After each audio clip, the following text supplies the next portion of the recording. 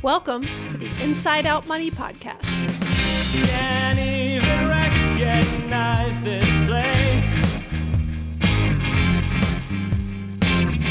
Too many pieces of our past mistakes. Hi, I'm Maggie, and I believe real change starts from the inside out. So let's work together to improve our money and our lives from the inside out. We will explore all things money and our relationship with it. Join me each week with a rotating set of co-hosts, friends, and interviews. Let's jump in. This time, we going round and round and round and round and round. Hey, Erica. Hey, Maggie. How you doing? I'm doing good. I'm excited for this discussion. Me too. I feel like this is a pretty deep one that is financially based, but also could apply to so many things in life. Yeah, very mindset focused, which I know are our favorite topics to do together, are the softer side of things and the more mental side of things. Then here's where you should put your money and why and, all that stuff, which is also important. Yeah, I think I like these topics because I'm still building myself up to the big kid table for those other topics. So this is these are like the low-hanging fruit for me, but this is good. There are probably other people out there like me who might appreciate these. I think there's more people. I think the most people out there are, as you say, like you. And I mean, I'd say like all of us, but like that. I think the hardest part of improving your finances is getting the mental pieces right. There's learning what to do and the tactical piece. And, we talk about that plenty, but I actually think like you are at the adult table because you're having the adult conversations, All right. I'll take it. Yeah, Thanks. okay. Thanks for that validation. For those who are like, what tables are y'all talking about? Welcome to the Inside Out Money Podcast. This is a personal finance podcast focused on redefining wealth from the inside out. Every week, I speak with a rotating set of co-hosts about a different financial topic to help you improve your financial mindset and tactics. Like we said, much more mindset focused today. And today we've got co-host Erica here, and we are talking about comparison and all things comparison related. I love the quote, "Comparison is the thief of joy." And we're going to talk about how overcoming comparison is, I'd argue, essential to financial success long term. Yeah, I think that it's a topic that has come up in different ways for us throughout the various episodes we've discussed. And so there's a reason for that, because it is what kind of can lead you astray from your financial goals, is by comparing yourself and then going down that rabbit hole of, well, now I need this and this. Yeah, I totally agree. I always think back to, I'm going to butcher the specifics of this, but a point in one of my favorite books of all time, which is called The Art of Happiness. It's written by the Dalai Lama and somebody else who worked with him to write it. And I apologize, I can't remember his name, but I'll put a link in the show notes to it. And they give an anecdote and just talk about comparing yourself. And basically, and this is a very Buddhist way to think about the world and see the world. And again, you could call it Buddhist, you could call it glass half full, whatever you want to call it. But that you can, drive down the street and look at all the houses that are bigger than yours, and you can focus on those and compare yourself and then not appreciate or value the home you're in. Or you can drive down the street, which when I drive out of my neighborhood, within 5 minutes, I pass multiple homeless people, multiple less nice houses, less secure homes, don't have the yard we have for our kids to play in or whatever it might be. And the point is, I can compare myself to those people that,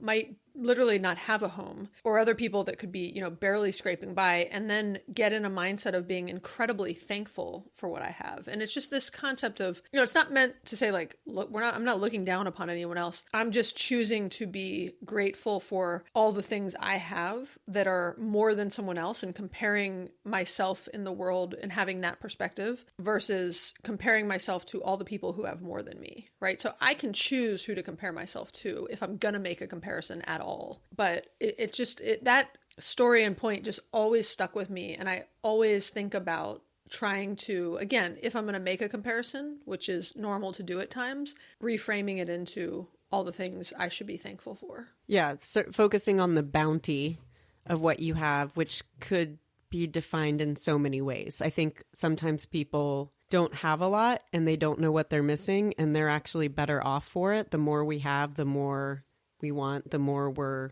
craving the next thing.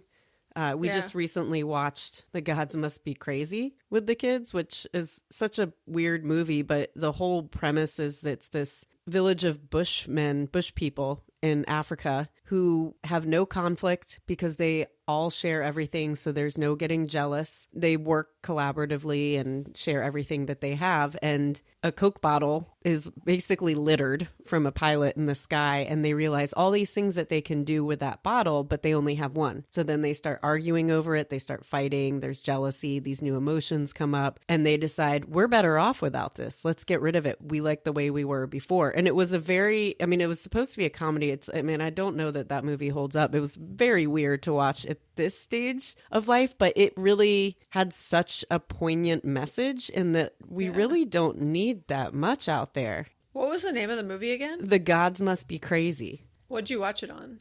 We rented it from the library. Oh, I have to look it up. I think that's a really interesting kind of story and point, and I want to check that movie out. But just the idea of it's just like the simplicity of life. It's almost like the less stuff we have, the less we're even in a situation to compare and to, it's like you said, they all have the same stuff and share everything and have that mentality. And then as soon as kind of more is introduced, you no longer appreciate what you have. Yeah, it's just the idea that, we're constantly chasing more and more and more and thinking that it's going to bring us happiness, which we've talked about in many other episodes. But just to really focus on this idea of comparison, right? If we're constantly comparing ourselves to others, we will never be happy, and we will always be striving for more and more and more, right? And there's only one way to fix that, Do you know what it is? It's just to stop it. Just quit doing it, right? Isn't that it? And that's totally Is it that simple? It's that simple, right? So we can end the episode right now. Yeah. This was our point today. Thank you. Just stop comparing yourself to others and you will be happier. You're welcome. Godspeed, everyone. Thanks for listening. Yes. If only we had the willpower ourselves to just keep it that brief, but we have more to say on this. Yeah, it's like, it's just that simple. And that's why the word just is like an agitator to me. Oh, it's just that simple. Stop what you're doing. Stop comparing yourself. Well, it's in our nature to do that. But this is where we focus on the mindset of all of this, of, like you said in your Buddhist quote of looking at things glass half full, looking at the houses that make you grateful. You're able to acknowledge the things that you do have. You have control over your own thoughts and how you see things and see other people. And for whatever reason, it is in us to compare ourselves to other people, especially in terms of the things and the stuff that everyone has. And it's also in our nature to control how we react to that and how we respond. Does that make you go out and buy a new car? Probably for a lot of people. Is it in your best interest financially? Probably not. Yeah, or does it make you get really introspective and start to say, okay, hey, it's normal to compare ourselves, but let me check these thoughts and let me think about where they're coming from and why I'm thinking this way. And that's what it is, so much your mindset and being able to stop. That's what mindfulness is being able to recognize those thoughts where you might be looking at people who have more than you and starting to compare yourself and starting to go down some sort of rabbit hole on that, but stopping and, recognizing it, stopping, having some grace with yourself. Don't beat yourself up over it. Just recognize it and say, hey, I don't want to compare myself to that. If I have to make a comparison, let's make a comparison to how much we have. And I like you said the word bounty earlier, Erica. I really like that word. If you think about this too, with the mindfulness and these are topics we discuss often because they do all tie together. Having the time to stop and think about it is almost a luxury these days. If we go back to the episode that we recorded, a month ago or so about we have no time, and that's why we spend money on time. We don't even have time to sit and think and be introspective about why we do want the things we do because other people have them. And so a lot of what we're saying here is you can simplify your thoughts. You can simplify your stuff. It's all a practice. It's all one I'm trying to do for myself and I'm not good at. But getting to the point where you can sit, take a minute to yourself, reflect, why do I want this? Do I actually need this? This comes up a lot with the landlord, and this is why he's my inner moral and financial compass with this, because I'll say... By the way, yes, the landlord's her husband, guys. The landlord's my husband. In case you're new here. That's his nickname That's his nickname. to provide him some anonymity. At this point, he's just, I've almost like forgotten what his name is. And he's like, can you please stop calling me that? I'm like, I would if I could. But, you know, I'll say, oh, we should get an EV. It's time for us. He's like, why? Why do we need a new car? And it's very dismissive of my flippant, we should get this. Mm-hmm. But it's also like, well, you know what? No, you're right. We don't need one. We're good. We'll get it soon. When the time's right, when the finances line up and when we don't have two already working cars that are paid off. Yeah. Well, okay. So we'll talk. I know we were joking about like just stop. We'll get into some specific tactics aside from mindfulness, which we just talked about, to overcome the constant comparison. But I think it's worth just a quick double click on why comparing yourself to others is so dangerous. Because I know for me, like even the way, you know, the landlord just asked you why, like asking the question like why is important, right? Why don't I want to compare myself to others? What's the harm in it? And, you know, the biggest thing is it affects our mental well-being and mindset, and it is never ending. There will always be someone who has more than you. I was just listening to a story in Jeff Galloway's new book, The Algebra of Wealth. Is that the runner guy who does the 3 on, No. 1 off? No, that's a different Galloway. Okay. Jeff Galloway, maybe? You just said Jeff Galloway both times. I thought I said Scott Galloway. No, you said Jeff Galloway. Okay, that's why I was thrown off, because I think it's Jeff There we Galloway. go. Okay, well, it's Scott Galloway is who I'm talking about. Good, Okay. Good catch. The Algebra of Wealth. It's his new book. It just came out like a week ago. I'm still listening to it, but it's really good. I want to do a whole episode on it. But he tells a story where he has like a boat rental company he uses. So when he wants to go out on a boat, he's got like, you know, a fractional share in one. And he was somewhere and he was like looking over at some big yacht and he was like, who's that? And his friend who knew was like, that's Eric Schmidt's. Yeah. So the CEO of Google, Eric Schmidt, he was like, that's Eric Schmidt's. And then he was like looking at this bigger one that's right past it. And he was like, someone was like, who's that? And he's like, well, that's Steve Jobs' yacht. He like quit building it. He died while he was building it. And he was kind of saying like, you know, he's off there looking at Eric Schmidt's yacht. Eric Schmidt has this other one that's even bigger and nicer.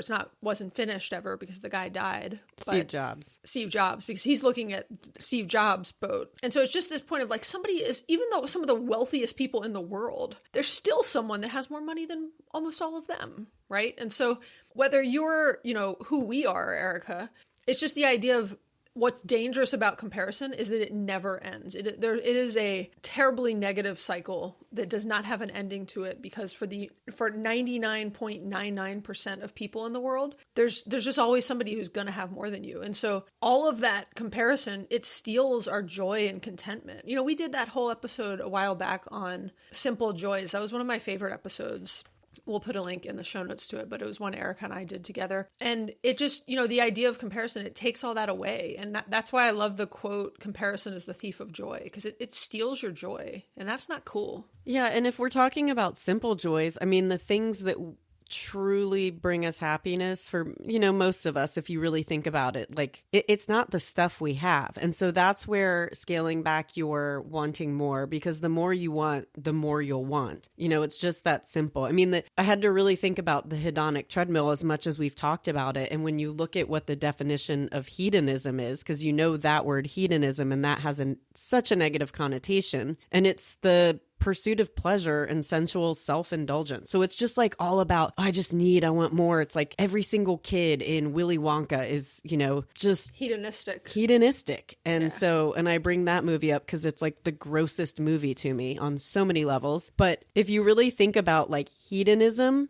and put that into the way you think of the hedonic treadmill of wanting more and more and more, it's like this just kind of gross feeling that comes from it. And so when you can take it down to like the things that actually bring happiness in life, it really almost never has to do with stuff. It's, as we've talked about, it has a lot to do with experiences, having the flexibility and the budget and the time to maybe travel, go on a nice vacation. You and I like to do that with our families. Like those are the things that we will forever remember. Some of these things, like you might want a nice car, you might want a nicer house for this or that. And these are things that make sense. But for the day-to-day needs, really like think about what you need versus what you want. And is that truly going to make you happy? And change that mindset. Like take that time to sit and ask yourself those questions and call BS on yourself if you think, you know, you have the willpower to do that. So Erica, one of the things you just gave as an example is vacations, right? Like we often talk about, experiences over things. And look, that's a personal choice for us of what we know makes us happier. But some people might like things, whatever, you do you. But on that vacations one, even then, to use it as an example, if you're constantly comparing yourself to other people, there are vacations I go on that other people can't afford to go on. And there's vacations that other people go on that I can't afford to go on, right? And so you can enjoy and go on the vacations that you can afford to go on with yourself, your partner, whoever, your family, your kids, and enjoy that. But you won't enjoy it if you're constantly comparing it to somebody else's, quote, nicer vacation that's somewhere you think you can't afford to go or that you actually cannot afford to go to, right? That's just not in your budget. And I think the point is like, that's a really dangerous way to live. And that's a tough way to live. And, back to that boat example, like Scott Galloway after the story is like, there's always a better boat. There's always a bigger boat. So quit comparing it. Like enjoy the boat you have. And that's maybe not the best. Well, it's like you're still on a boat, Yeah. Well, most of us don't have boats, which is why I was like, that's not the best reference because it takes a lot of money to have a boat. But, if you are constantly comparing yourself to others, it will lead to bad and poor financial decisions like overspending, getting into debt, constantly inflating your lifestyle to try to keep up with the people around you. And it's just tough. And so that's why we say like, we were kind of flippantly joking, like stop doing it. And social media doesn't help either, right? Like that plays a huge role in it. I'm like, Erica, I am more and more thankful lately that we did not grow up with social media. Now, it's tough because our kids are growing up with it and we're trying to navigate it and we never really had to navigate it ourselves at that age. But the, quote, highlight reel of social media versus reality, it creates even more unrealistic expectations that everyone's trying to compare themselves to. Yeah, I mean, I think social media is probably one of the worst things that can exist right now. I mean, especially, you don't even, it's indistinguishable what is real these days. And so people don't, I think like our kids' age will have a harder time understanding what's real. Well, and just what's normal. Like what's important, because the things that are portrayed as like, what am I trying to say? What matters in life? Yeah, I mean, I think like every teenager and every kid kind of goes through like their growing pains of figuring out, like you're trying to figure out what your way of existing in your teens and high school age. Like I watch high school movies and it's just like, ugh.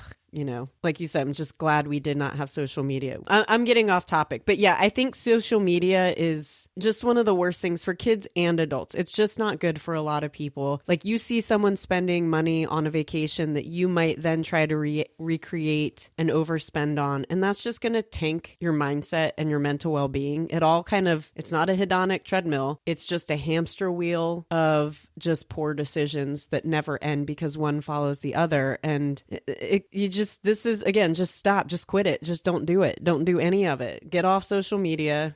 I think it's a good time to shift to advice. And let's start with the social media one. It might be unrealistic. Look, if you can get off social media, that's a surefire way to quit having so many comparisons in your life and to quit some of the like social media tends to not bring with it tons of positive feelings. It certainly can if done right for you, but it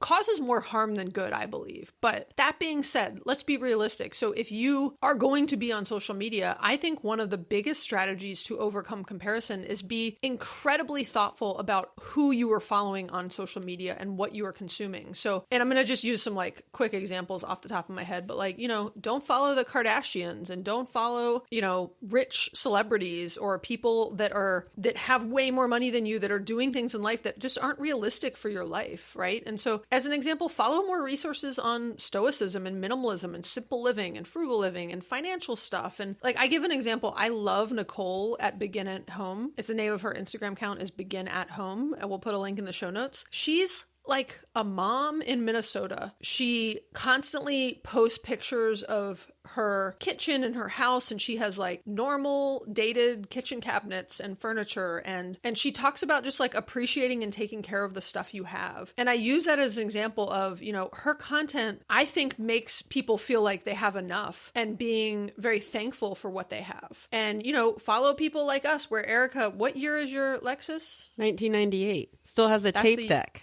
That's the year you and I graduated high school, right? Well, I was the year after you. Oh, right. You were 99. Yeah. But we're close. But yeah, like compare yourself to Erica, right? And own it. And like, I just think there's a way you can, yes, like, yeah, get off social media if that makes you feel better. That's great. But if you're going to be on social media, be really thoughtful and intentional about how you are on there and what influences you're allowing in your life, because it is a normal human behavior to see stuff and then make a comparison and have feelings about it. And so control the things around you and what you allow into your mind, because that can be a really helpful strategy to overcome comparison. Yeah, and I don't mean to bash on social media. I tend to go off on little rants about it because I got off years ago just because I knew it was healthier for me. And the longer I've been off, I'm like, wow, I do feel a lot better. But there are ways that even like on LinkedIn, which is for work, it's still hard not to compare on there. It's just human nature. But to your point, Maggie, you can decide who you compare yourself to. You can decide how you look at things. Find the people who you aspire to be like and be like, do I practice minimalism in the same way that these people do, if that's your aspiration, for example. So it's almost impossible not to compare ourselves, but you can control who you compare yourself with if you're going to do that. And you can find the positive influences and you can avoid the negativity as much as possible, or learn to call it out when you see it. Yeah, very true. I mean, we talked about mindfulness a little bit at the beginning of the episode, so we don't have to hit it too much more, but just the idea of mindfulness and leveraging techniques like that to recognize your comparative thoughts and emotions and to sit with them, recognize them, and try to thoughtfully move past them and say, like, that is not how I define myself, and move into a place of gratitude, right? Be grateful for all the things you do have. If you're listening to this podcast, you likely have a phone, you have internet, you know what I mean? Like you have, and I don't mean to say like, you know, those are the things that the baseline for happiness, but you likely are in a position where you have things to be grateful for. Try to focus on that, and just practicing gratitude, I think, is a huge way to kind of shift out of a constant comparison mode. Yeah. And in addition to that, focusing on your own unique financial journey can help keep you in line as to where you're heading, where you want to be, and why. And if any of that comparison and where that leads you deviates you from your financial journey, you know, pull yourself back in, rein yourself back in a little bit. I think it's important. I was listening to a book, Think Again by Adam Grant, and maybe we can do some sort of show on that in a way, even though it's not a financial book, but it's been a really eye-opening book. But one of the things that I pulled from that was it's more important to define yourself by your values than like your job title, the things you have. Like what are the things that you want to be known for? And so I think that's a way to think about how you spend your money. We talk about that, like values-based spending, and, you know, where and how you spend your money, whether it aligns with those values. So keep pulling those thoughts back in too. Yeah. When you're comparing yourself, like, well, this person, you know, they represent having a lot. Is that what I want to put out? Is that how I want to reflect? That's a great point. I also like the thing you said right before that was just around focusing on you and where you're at and want to be. And I often think about that, like at work. You know, there'd often be people where somebody else got a promotion and it made them feel bad about themselves, and they're thinking they should be ready for one, or they should have gotten that one, or whatever it is. And I often saw, you know, the people at work in my professional setting that were spending all their energy focused on everyone else and what they're doing and where they're at. They weren't spending enough energy focused on themselves and where they want to be and how to get to where they want to be and what they need to do to get to where they want to be. And so I think that point of, you know, just rechanneling any feelings of comparison to other people to compare to yourself and where you want to be, right? And that vision of yourself. And to your point, Erica, the values of what you want to live, and are you living those values? And if not, what do you need to do to start to make some changes, right? And yeah, I think that just can be very helpful. Another thing I think is I think this is a tactic to help overcome comparison, but it's kind of related to social media too, is like, remember that there's often a facade you're seeing on the outside that isn't real to what's on the inside. So I'm like the queen of when my kids, when we pass a big fancy house, they don't really do this anymore because they're older and I think they understand these concepts now. But when they were younger, they'd pass a big house, sometimes in our neighborhood, sometimes in another neighborhood, and they'd be like, oh my God, that's such a big, cool, fancy house. And or they'd see a really fancy car. And I often was like, hey, just because they have a big house, like they would make a comment with it that's like, oh my God, they must be rich. And I'm like, hey, just so you know, they're probably in a lot of debt. And that's probably a really stressful payment. And maybe they're not. I always say like, maybe, you never know. But just because like what you see on the outside is not what you see on the inside. That's literally why, like, one of the reasons this podcast is called Inside Out Money is I want to focus more on what's on the inside, not what's on the outside. You fix the inside, which is like what's happening in our minds, you can fix the finances on the outside. And I think that, you know, the opposite point on like what's on the outside of someone's house and what you see on the facade of what you see through their social media or through, you know, what they drive or the clothes they're wearing or the purse they're carrying, it doesn't show you what's actually happening on the inside. They might be really unhappy. They might have, you know, loads of debt that's really stressing them out. And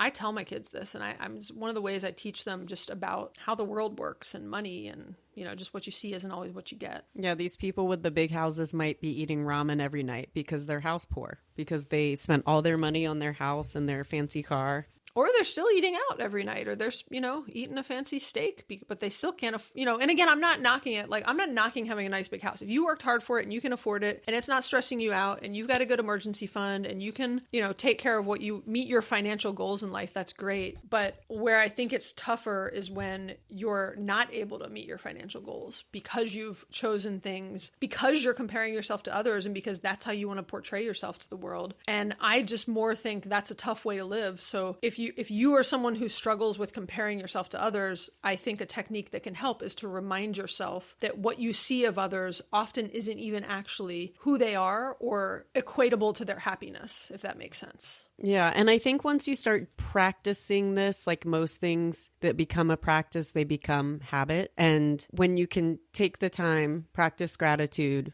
appreciate what you have, slowly stop comparing, slowly start realizing, well, that person's them, I'm me. You know, you'll start getting into the mindset of doing it less, and it kind of accomplishes what we're talking about here. So the more you start practicing it, the more it will become easier to do. And then you'll get to where you're like, hey, Maggie and Erica were right. Just quit doing it. Just stop comparing yourself. And then you find that you do it less and you actually have like more compassion and grace for other people. You know, like sometimes with comparison can come envy and a lot of other negative emotions. And I think by comparing yourself less, you have less of those negative emotions towards people who have things that you maybe thought you wanted, but you don't. But you kind of say, oh, well, they wanted that and good for them. It doesn't mean I need it. And it actually has nothing to do with me. Yeah. There is actually a story that I think when I interviewed my mom, I like wish she told the story, but we didn't think of it at the time. There's this story that my mom has told me multiple times. And we were visiting my aunt and uncle, which was my dad's sister. And my dad's sister had a lot more money than we had.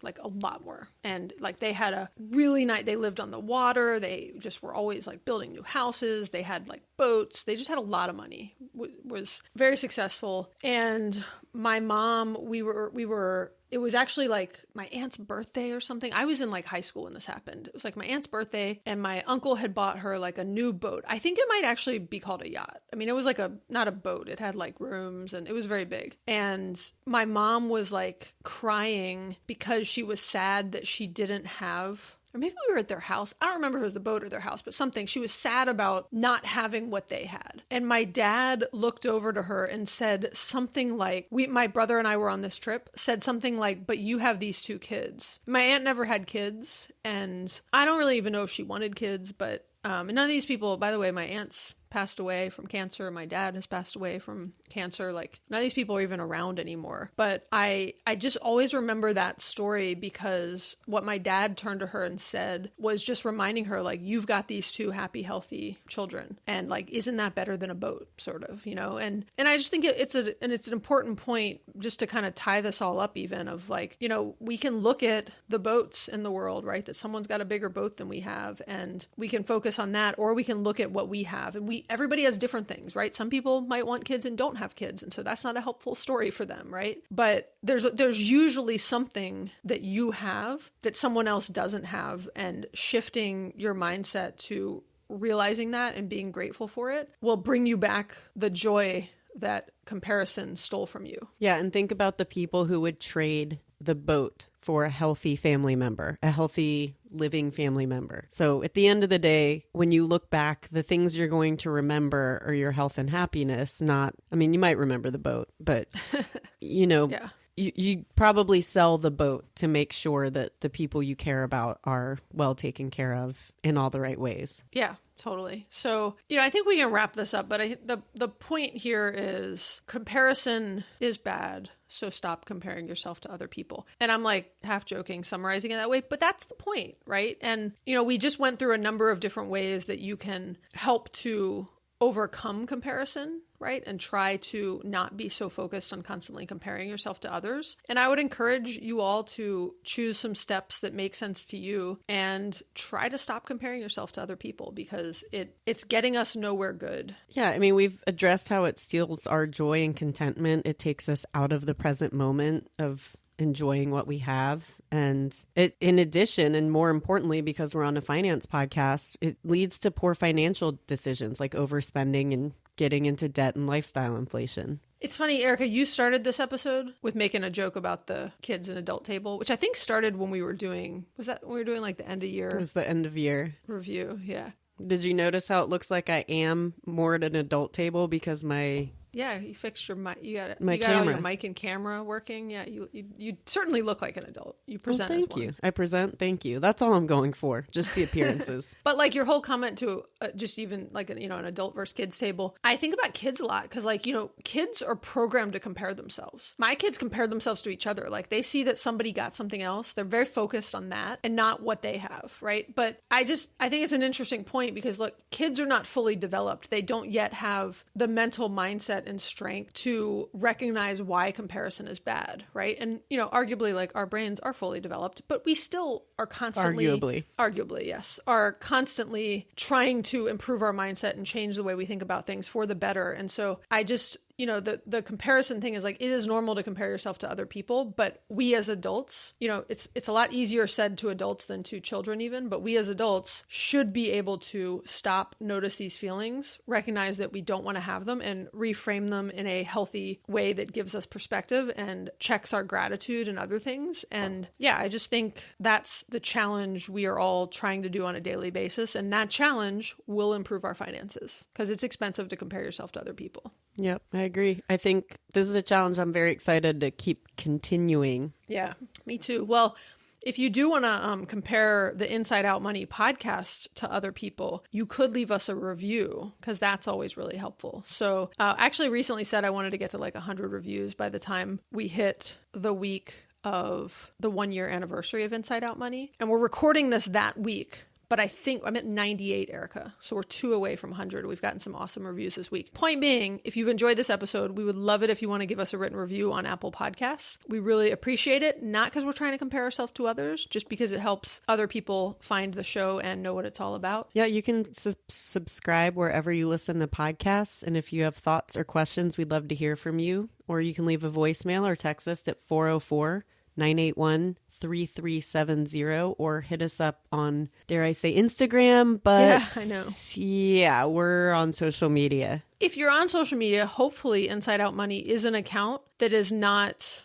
giving you like negative comparison emotions. I mean, I'm posting things of like me cutting the ends off my toothpaste and the weird leftovers I'm eating out of my fridge because I want to eat at home and not go eat out. So I'd say there's more frugality posting than there is on splurging on things. But, do what makes sense for you, and perhaps don't follow us on Instagram if that's going to make you compare yourself to someone who's early retired and not make you feel good about yourself, because that's not my goal. I do not want you following us if it's not going to make you feel good about yourself. On that note, great discussion, Erica, and thank you so much. Thanks, Maggie. Bye. Bye. We're going